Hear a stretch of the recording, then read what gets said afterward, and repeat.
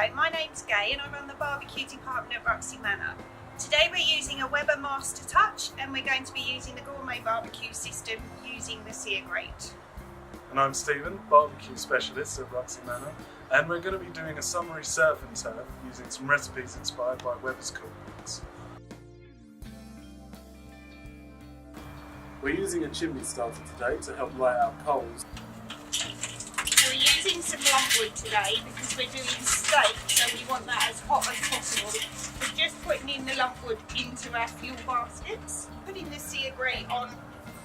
We now need to get that as hot as possible ready for the steak. So lid's going on, vents open, leave that for a good 10 minutes.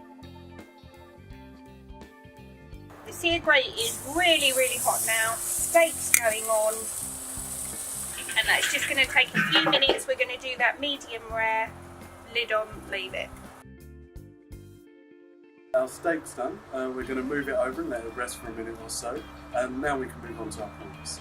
So we're now just going to coat our zesty garlic prawns in some breadcrumbs, ready to go onto that hot Sear Grate.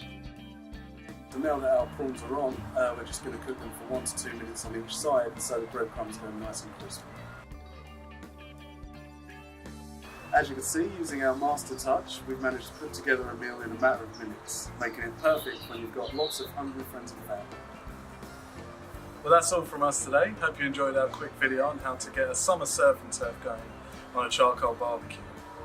So if there's anything you've seen us use today that you're not sure about or you'd like some more information, just come in store and see either myself or Stephen. Keep an eye out for anything else that will be posted on social media from us. Thanks for watching, and it's bye from me. And it's bye from her.